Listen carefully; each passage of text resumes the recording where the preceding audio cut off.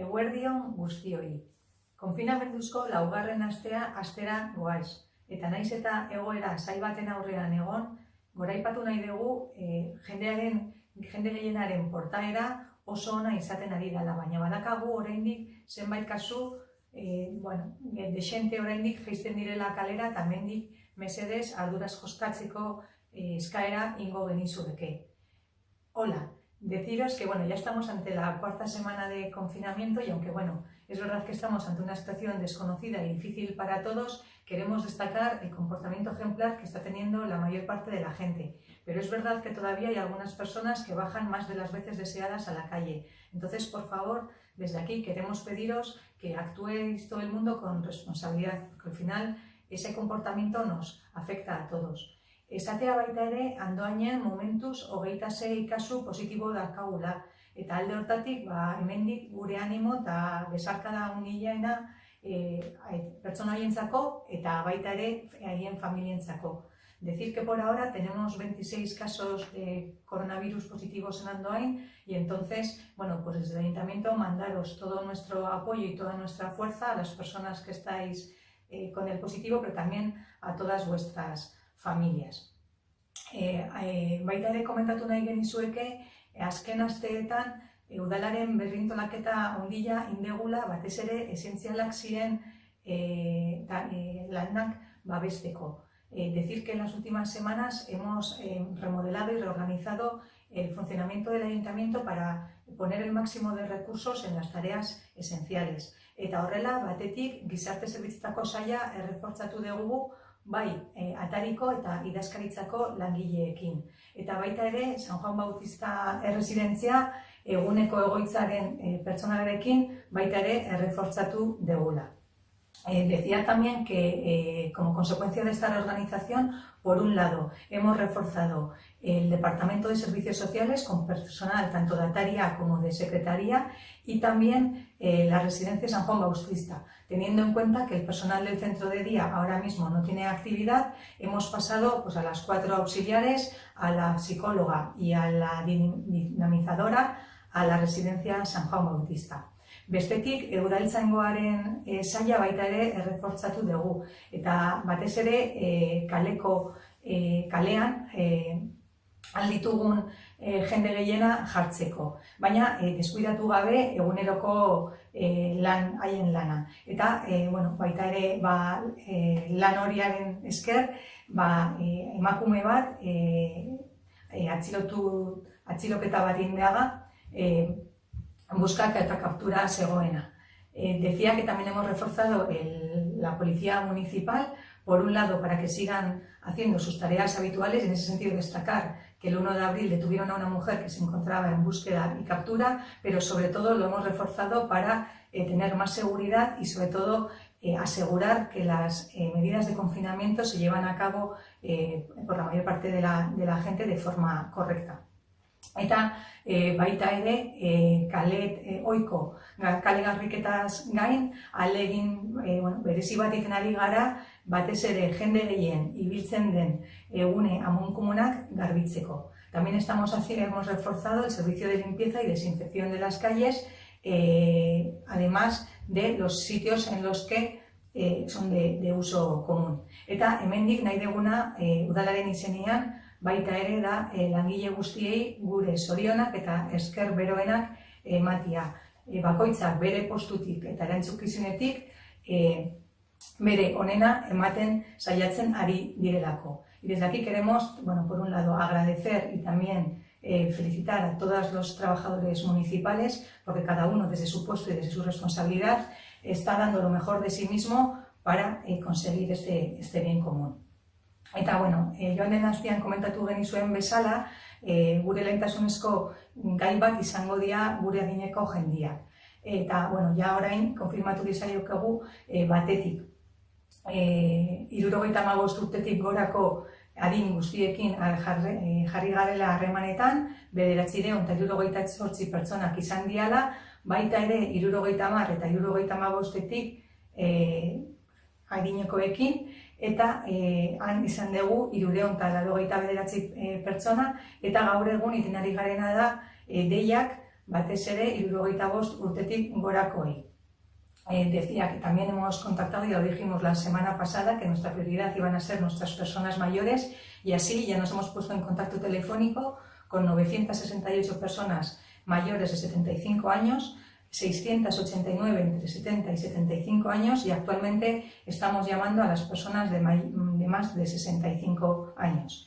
Gehiagoen ondorioz, 24 kasu izan ditugu, erosketak edo farmaziara joateko, botikara joateko edo zaborra jeisteko eskaerak betetzeko. Eta hori, bai gurutze gorriaren bitartez eta Bolondresako taldearen bitartez aurrera egiten ari gara. Eta baita ere, Caritaseko pertsonekin harremanetan jarraitzen dugu elikagaien bermeak ziurtatzeko jende guztiei iristen zaiela. Eta ez dugu, ez da ere, aipatu nahi dugu baita ere, gurutze gorritik esan zigutela supermerkatu batek deitu ziela esanez expediente bat zekatela eta horre esker 16 familia gizarte zerbitzuetatik bideratuta lortu degula baita ere elikagaiak banatzea. Años. Como resultado de estas llamadas hemos tenido 24 solicitudes de necesidades, que la mayoría han sido para temas de alimentación, también alguna para farmacia y una persona que nos ha solicitado que se le tirara la basura.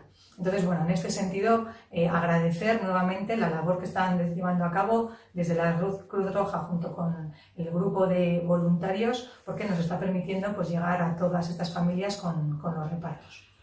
Y también destacar la colaboración que estamos manteniendo con Cáritas para conseguir que también los alimentos lleguen al mayor número de familias posibles. Y en este sentido también trasladar que desde Cruz Roja nos han informado que ha habido una cadena de supermercados que les llamó para decirles que tenían un excedente de comida y bueno, en colaboración con los servicios sociales se definieron 15 familias vulnerables y se han hecho también los repartos. Entonces, bueno, en ese sentido, nuevamente agradecer tanto a Cáritas como a la Cruz Roja, como al grupo de voluntarios, toda la labor que están haciendo. Baita ere, emakumeentzako mezu bat. Inongoz arazoren izaten badezue, mesedez deitu lasai, bai berdintasuneko sailera, bai gizarte zerbitzuetako sailera, edo bai udaltzango gara. Han zuekin egongo garelako. También hacer un recordatorio de cara a las mujeres en el que, bueno, si en algún momento se encuentran en una situación con dificultad, que no duden en llamar tanto al Departamento de Igualdad o al Departamento de Servicios Sociales o al de la Policía Municipal, porque allí estaremos para ayudarles. Eta, bueno, ez dugu eta bukatzeko, esatea gaur jarduera fisikoaren munduko eguna dela, eta, bueno, naiz eta koronavirusak konfinamendu neurriak gauzatzera behartzen bagaitu ere, orain inoiz baino aktiboak izaten saiatu beharrea. Orduan alde hortatik, komunitatzea gure web horri aldean, jarri degula zenbait jarduera egiteko aukera aurkituko dizuela, eta orduan mesedez sar zaiteztean, aukeratu gehien gustatzen zaizuena, eta disfrutatu eta gozatu horiekin. Y bueno, por último, pues recordar que hoy es el Día Internacional o Mundial de la Actividad Física y aunque es verdad que el COVID-19 nos obliga a estar confinados, pues recordar que hoy más que nunca tenemos que estar activos. Entonces, para ello, desde la web municipal hemos puesto un enlace en el que podéis encontrar diferentes actividades. Os animamos a elegir la que más os guste y a que disfrutemos todos. Eta, bueno, hau esan da, orain Marijori pasako diot, etzan da, beak ere, zenbait gomendioak emateko. Bea baita ere, etxetik ari da, eta ea, ondo entzuten zaitugu Marijo nahi desunean. Eskerrik asko, Maider, eguerdion. Bueno, COVID-19 alertaren ondorioz, udaletxeko hainbat zerbitzu berrestrukturatzeko beharrean topatu gea. Hauetako bat zerbitzu saila izan da. Momentu honetan, kale garbitzaile brigada eta obretako brigada kale garbiketara bideratu dugu. Beraien eginkizunak egunero dira. Alde batetik, kale nagusienetan edo jende gehiago ibiltzen den kaleetan baldeoa egitea, bigarren, makina txikiarekin ohiko kale garbiketa egitea, eta hirugarren, jende hilarak edo jende pilaketak topatu daitezken hainbat lekutan, hau da, supermerkatu sarreretan, okindegitan, ambulategitan, desinfekzio sakonago bat egiten ari gara. Hemendik, eskertu nahi diet zerbitzu saileko langile guztiei eta udaletxeko langileei, egiten ari diren esfortzua eta lana momentu zail hauetan. Benetan, mila esker denei. Decía que a raíz de la alerta sanitaria por el COVID-19 nos hemos visto en la necesidad de reestructurar algunos de los servicios que damos. Uno de ellos es la limpieza viaria. A día de hoy, tanto la Brigada de Obras como la Brigada de Barrenderos se dedican a limpieza viaria y entre sus quehaceres están el baldeo de las calles más transitadas del municipio, baldeo diario, la limpieza diaria de calles con la máquina pequeña y luego en todas aquellas zonas en las que se puedan crear filas de gente o grupos de gente, hacemos una desinfección específica de esas zonas. Aparte de esto, estamos desinfectando también bancos, mobiliario urbano y demás, y marquesinas y todo eso. Desde aquí quiero agradecer a toda la brigada de servicios, todos los trabajadores municipales, el enorme esfuerzo que están haciendo y el gran trabajo que están haciendo en esta situación y en estos momentos tan complicados. COVID-19aren ondorioz kaltetu nagusienetakoak komertzio txikia, ostalaritza eta autonomoak ditugu. Aurreko batean, aipatu gendun, diru laguntza lerro batzuk ateratzeko lanean ari ginela, diru laguntza lerro hauek izango liratezke. Komertzio edo ostalarientzako 200 euro itxita egon diren hilabete bakoitzeko, eta azokako Andoaindar postuentzako 200 euro beraien produktua saldu ezin izan dituzten hilabete bakoitzeko. Hau, komertzioari begira. Autonomoei begira, naiz eta autonomoak diru laguntza jaso Eusko Jaurlaritzatik edo Foru Aldunditik, guk gure aportazioa egin nahi dugu, eta beraiei eskainiko dizkiegu 350 euro, Andoaindarra bazara, Andoainen zure aktibidadea alta emanda baduzu eta autonomoa bazara, 350 euro emango dizkizugu laguntzeko une zail hauetan. Decía que unos de los mayores damnificados con esta crisis del COVID puede ser el pequeño comercio, la hostelería y los autónomos. Tanto para la hostelería como para el pequeño comercio vamos a sacar unas ayudas de subvenciones que son 400 euros por comercio cerrado y por mes cerrado. Y para los puestos andoaindarras que están en el mercado, lo mismo, 400 euros por puesto cerrado, por mes cerrado.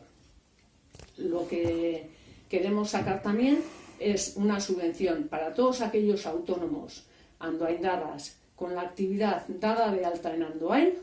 Les queremos sacar una subvención de 350 euros. Con ello, para remitir un poco esta crisis y aportar un poco de ayuda en la medida que podamos. Honetaz gain, kontu hartzailetza sailarekin, beste laguntza batzuetan lanean ari gara, hau da, tasak eta tributoen exentzioan, edo aplazamentuetan, edo horrelako neurritan lanean ari gara, bai aplikatuko dala deskontua IBIA, IAE, edo zaborrak, edo ura, tributo horietan deskontua aplikatuko da, itxita egon diren hilabete kopuruengatik. Quería decir que junto con el Departamento de Hacienda estamos trabajando también en medidas para la reducción de tasas, exención de tasas o aplazamientos de tributos que haya que pagar, como por ejemplo el IAE, las basuras o el agua, pues reducir la parte proporcional del tiempo que el establecimiento haya estado cerrado. O exención de tasas, como por ejemplo las terrazas y demás. En todo ello estamos trabajando y daremos cuenta a todos los damnificados. Bestetik, beste lan lerro bat da kultura sailetik bideratzen ari garen laguntza. Konturatu gara, badaudela haur eta gazte batzuk, beraien online ikasketak aurrera emateko zailtasunak dituztenak, wifi-a ez dutelako edo interneta ez dutelako, eta beraiei interneta edo wifi-a nola eman lantzen ari gara. Elkarlanean eta kontaktuan gaude 3 ikastetxeekin, Andoaingo 3 ikastetxeekin, eta gutxi barru datu guztiak ditugunean eta kontu emango dizuegu nondik nora joango dan eta nola egingo dan. Decía que otra de las líneas de subvención que estamos trabajando es, desde el Departamento de Cultura, hemos visto la necesidad de algunos niños y algunos jóvenes, pues porque no tienen wifi, no tienen internet y no pueden seguir sus clases online como el resto. Entonces queremos cubrir esa necesidad.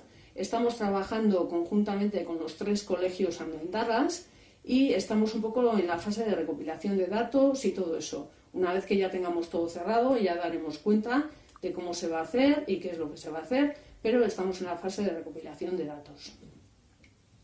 Bukatzeko, jai egunak datoz, aste santua dator, jai egunak datoz, eta honek esan nahi du erosketak egin behar direla aurretik. Eskatu nahi diet andoaindar guztiei arduraz egitea erosketa guzti horiek. Elikagaiak bermatuta ditugu gaur egun, ez dira faltako. Beraz, orain arte martxan izan ditugun neurri guztiak eskatzen dizuet mantentzea.